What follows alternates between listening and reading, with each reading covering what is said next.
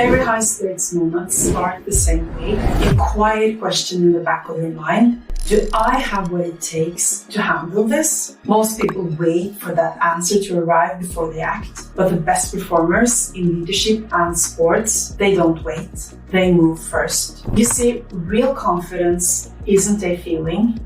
It's a decision to act without guarantee. In this video, I'm going to break down what confidence actually is, how it gets built, and how it performs under pressure, and what separates the one who delivers when it matters the most.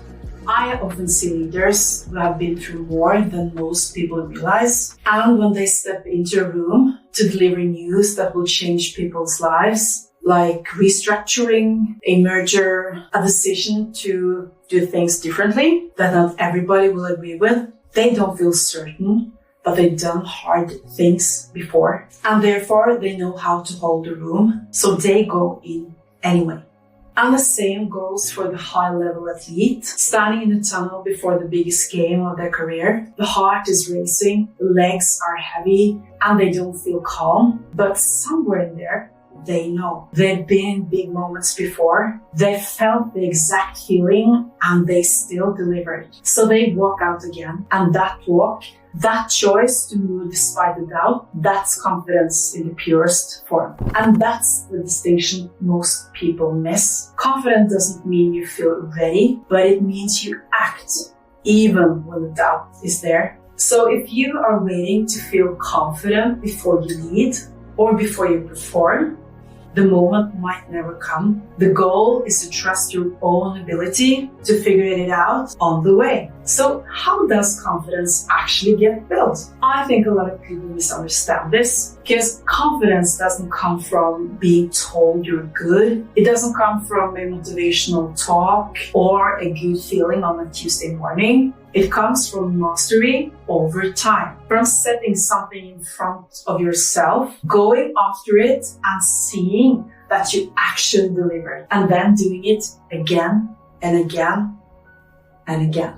I see this with leaders very often. The ones who carry real confidence in the room is not because they're naturally bold or loud or certain. It's because they built up a track record. They had the uncomfortable conversations and survived them. They make calls with incomplete information and seen them land. They've been tested repeatedly, and each time they came through, something got stored. A quiet proof that says, I can do this. And here's what's interesting. That proof doesn't have to come from the exact same situation you're facing now. Think about an athlete who has won at the highest level, for instance, a final, a continental championship, or one of the biggest competitions in the world. And now they're stepping into a World Cup for the first time. It's not the same stage. It's different pressure and different format and different weight. And yet they've been in defining moments before. They know what it feels like when everything is on the line. They know how the body responds, how their mind tries to pull them out of the moment, and how to bring themselves back. And that experience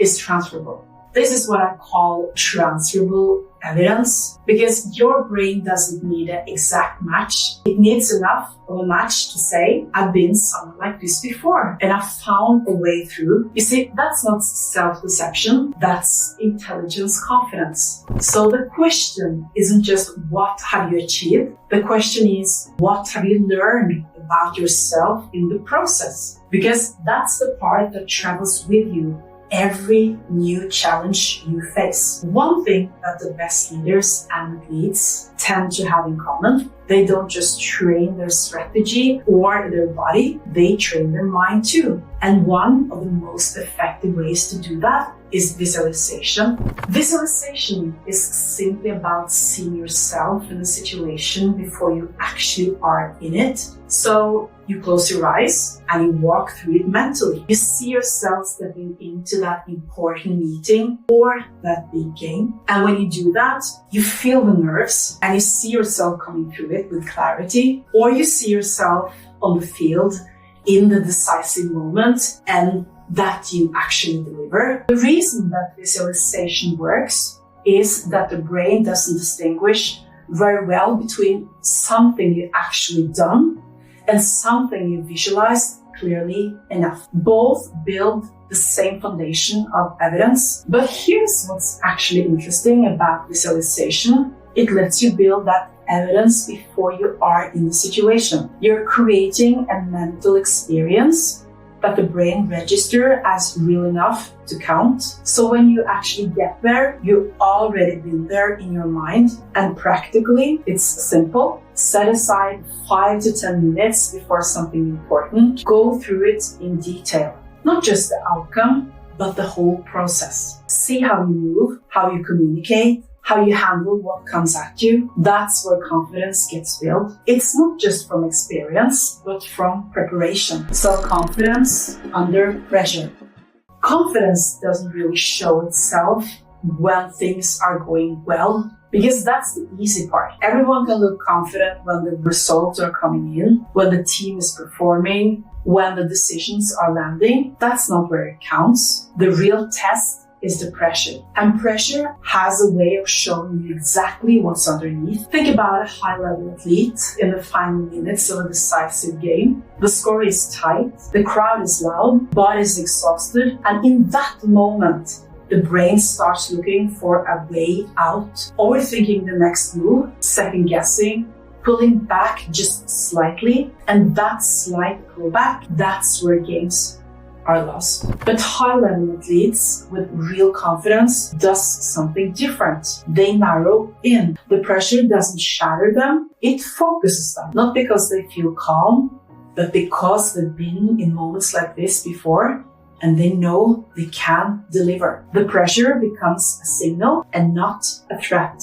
And I see this exact same thing in leadership. Think about a CEO walking into a crisis. Maybe the company has just taken a very public hit, a key product has failed, or the organization is starting to fracture from the inside. The room is watching, the board is watching, the employees are watching, and what that room needs in that moment isn't someone with all the answers. It needs someone who's still standing upright, someone who can look people in the eyes, speak clearly, and say, we are going to find a way through this. The steadiness doesn't come from a strategy deck. It comes from a leader who has been tested before and knows deep down that they don't fall apart under pressure. Because here's what happens when confidence isn't there. Leaders over-explain, go quiet, or put on a version of certainty that nobody in the room actually believes.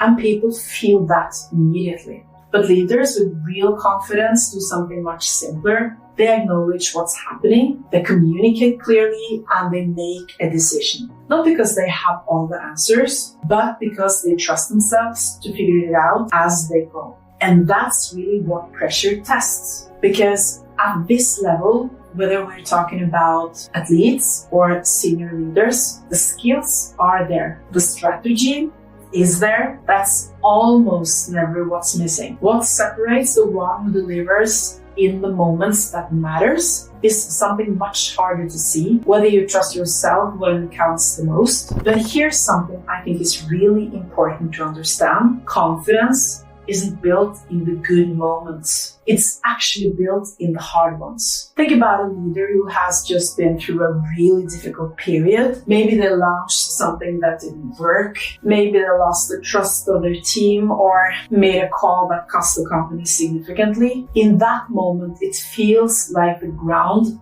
is gone. But the leaders who come through it, who sit with it, lead from it, and show up again, they carry something different afterwards. A steadiness that wasn't there before, because they now know they've been at the bottom of something real and they climb back. And that process leaves something behind, a knowledge, not just intellectual, but deep and physical, that difficulty is survivable, that the worst moments doesn't have to be the fun ones. I see this pattern constantly in the best leaders I've encountered. They've almost always been through something that tested them to their core, a business that failed, a team that fell apart under their watch, a decision that cost them something real. And what separated them from the ones who never recovered wasn't talent or intelligence. It was how they processed it. Because here's the thing about adversity. It doesn't automatically build confidence. Plenty of people go through hard things and come out more fearful, more closed, less willing to take risks. But the ones who come out stronger are the ones who treated the difficulty as information, who ask, what does this tell me? What do I know about myself that I didn't know before? Adversity is the raw material, but you have to actually do something with it. Self-confidence and decisions. And I want to leave you with one last thing, because I think this is actually where confidence shows up most clearly in real life. The best leaders don't sit around waiting for perfect information before they act. They take what they have, they make a call, they commit to it, and they adjust on the way.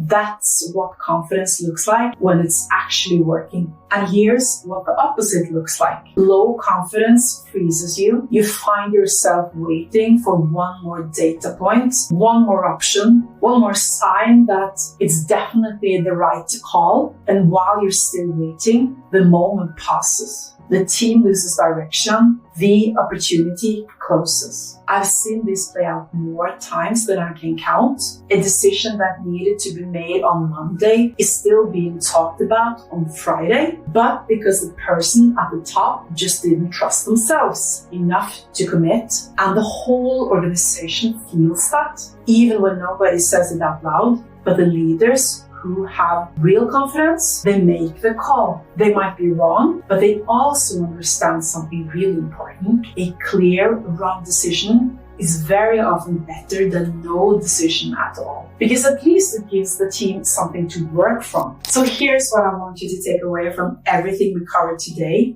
Confidence isn't something that suddenly shows up one day when you finally feel ready. It's something you build through the hard moments, through decision made without guarantees, through choosing to show up even when everything in you is saying, wait. You don't need to feel ready, you just need to move.